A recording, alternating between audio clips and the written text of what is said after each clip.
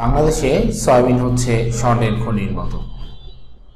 যেখানে সয়াবিন সেখানেই মানুষের হানা। সয়াবিন তেল খুঁজতে খুঁজতে মানুষ এখন বাজারে ক্লান্ত প্রায়। বোতলজাত যে সয়াবিনগুলো ছিল সেগুলো তো এখন দেখাই যাচ্ছে না, অনেকটাই হারিয়ে গিয়েছে।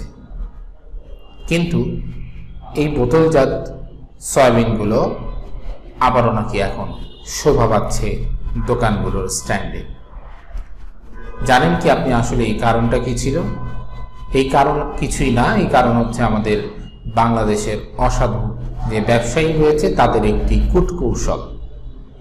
তারা বারবারই গভর্নমেন্টকে প্রেশার দিচ্ছিল দাম বাড়ানোর জন্য সয়াবিন তেলে।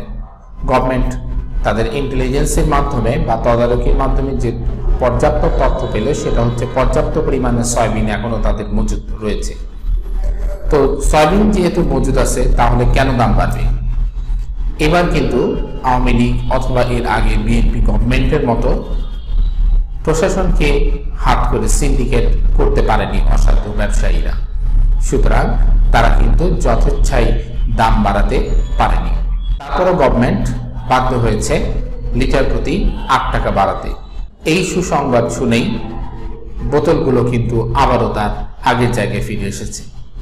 অর্থাৎ সয়াবিন তেলগুলো বাজারের দোকানের স্ট্যান্ডগুলোতে কিন্তু চলে এসেছে। তাহলে এর আগে কোথায় ছিল? তারা কি কোথাও বেড়াতে গিয়েছিল না কোথাও লুকিয়েছিল?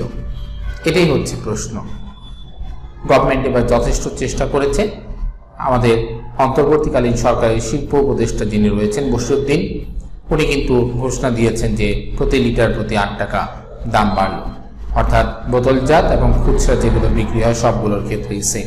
আরও একটি সুসংবাদ হচ্ছে যে সমুদ্র বন্দরে 4টি জাহাজ নোঙর করেছে সয়াবিনের। এই 4টি জাহাজে সয়াবিন তেল যারা আমদানি করলো তারা হচ্ছে তিল গ্রুপ এবং হচ্ছে মেঘনা গ্রুপ। এটা আসার পর অনেকেই হয়তোবা স্বস্তির নিঃশ্বাস ফেলেছিল যে বাজারে হয়তোবা সয়াবিনের দাম কমে যাবে, কিন্তু আসলে বাস্তবতা তা হয়নি। সয়াবিনের দাম বেড়েছে 8 টাকা পার লিটার, তাও হচ্ছে এটা সরকারি নির্ধারিত মূল্য। দেখা যাক এখন আসলে বাজারের সিন্ডিকেট কতটা প্রভাবশালী হয়, তারা কিভাবে সাধারণ মানুষ থেকে শোষণ করে এই টাকাগুলো বাজার থেকে তুলে নিয়ে যায়। এটাই কিন্তু এখন আমাদের দেখার ব্যাপার।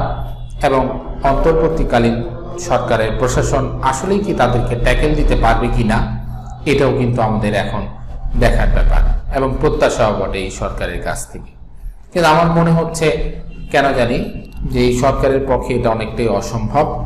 কারণ এই গ্রুপ অফ কোম্পানিগুলো এতটাই শক্তিশালী যে গুটি কয়েক গ্রুপ অফ কোম্পানি কিন্তু খাদ্যদ্রব্যগুলো নিয়ে ব্যবসা করে। এরা অন্যান্য যে কোম্পানিগুলো আছে তাদেরকে কিন্তু মাঠে দাঁড়াতেই দেয় না। কি হবে রমজানে এই তেল নিয়ে? রমজান মাস আসার এখনো প্রায় 2 মাস বাকি। রমজান আসার 2 মাস আগেই আমরা দেখছি তেলের বাজার কিন্তু খুবই অস্থির। রমজান আসলে কি হবে আল্লাহই ভালো জানে। তা আমি আশাবাদী এবং সকলের কাছে অনুরোধ যারা এর সাথে সংশ্লিষ্ট রয়েছেন, রমজানে অন্তত পক্ষে দ্রব্যমূল্যের দামগুলো বৃদ্ধি করবেন না। যতটুকু পারা যায় দ্রব্যমূল্যের দামগুলো সীমিত রেখে সাধারণ মানুষের ক্রয় ক্ষমতার মধ্যে যাতে এই জিনিসগুলো থাকে, তাহলে ইনশাআল্লাহ ভালো হবে। আল্লাহ আপনাদের সহায় হন এবং সেই সমস্ত ব্যবসায়ীদের জন্য দোয়া রয়েছে যারা সৎভাবে তাদের ব্যবসাকে পরিচালিত করে।